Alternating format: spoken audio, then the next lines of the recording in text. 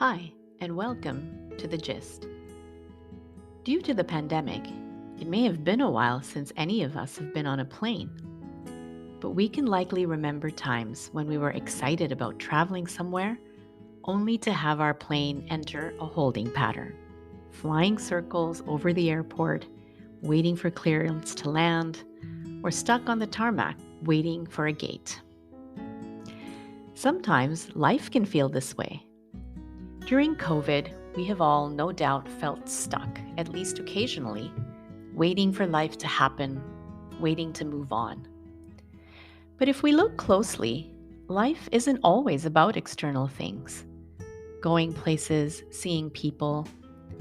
A lot is happening even when it seems that we are going nowhere. Here are some ideas to start feeling unstuck. Looking beneath the surface. As parts of the world have started coming out of COVID, many people are excited to start doing more. My own children are no exception. In fact, they sometimes remark that the past 2 years feel like they haven't happened at all, that time stood still. This was an interesting observation, but I challenged them to look deeper. At the very least, they've all grown taller, and they've matured, somewhat in that time. They were blessed to continue schooling and learning virtually during the peak of the pandemic. And most importantly, they spent many hours together as siblings, playing board games, watching movies, baking, cooking, hiking, and biking. While it wasn't all ideal, they inevitably fought and got sick of each other like most siblings. They can look back on this time as being one that was safe, healthy, and in which they were incredibly lucky, while so many others lost so much.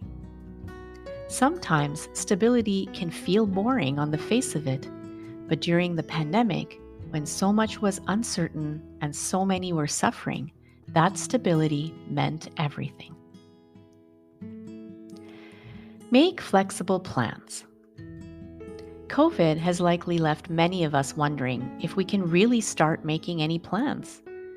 The past couple of years have been a roller coaster, with people everywhere having to cancel or delay major life events. But making plans is a healthy and hopeful activity, as long as we're prepared to change course as needed. We can, at a minimum, set a direction and lay out some intentional steps we want to take. Sometimes those steps don't pan out or lead us down a path we didn't expect. The unexpected can be challenging, but also surprisingly pleasant. When we face uncertainty or change, it's normal to feel unsettled.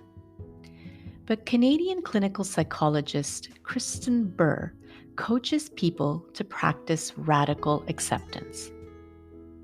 While this is easier said than done, she points out that acceptance allows us to stop wasting our mental and emotional resources on wishing circumstances were different.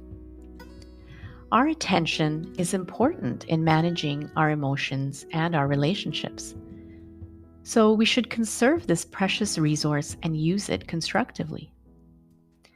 Burr also points out that people with a high tolerance to uncertainty have the following core beliefs that she encourages us all to cultivate. They think life generally works out. When life doesn't work out, it's usually not catastrophic. And they believe they can handle whatever happens. Cultivate patience. Sometimes we're in a rush to make things turn out a certain way because we get fixed on one particular outcome being better than any other. Usually, there are many possible outcomes that are equally good if we remain open. In our haste to get things done or try to shape the future, we're liable to miss opportunities that can come through patient waiting. Life tends to happen in spurts. There may be a period of activity, after which we must simply wait. When everything that can be done has been done, we can allow life to unfold, the next steps to be revealed. When we get out of our own way and put things on the back burner, life often works itself out naturally, better than it might through force. Now, this isn't an invitation to procrastinate, which involves putting things off because we're afraid. Patience is about wisely waiting. An interesting exercise is to create what I call your personal wait list.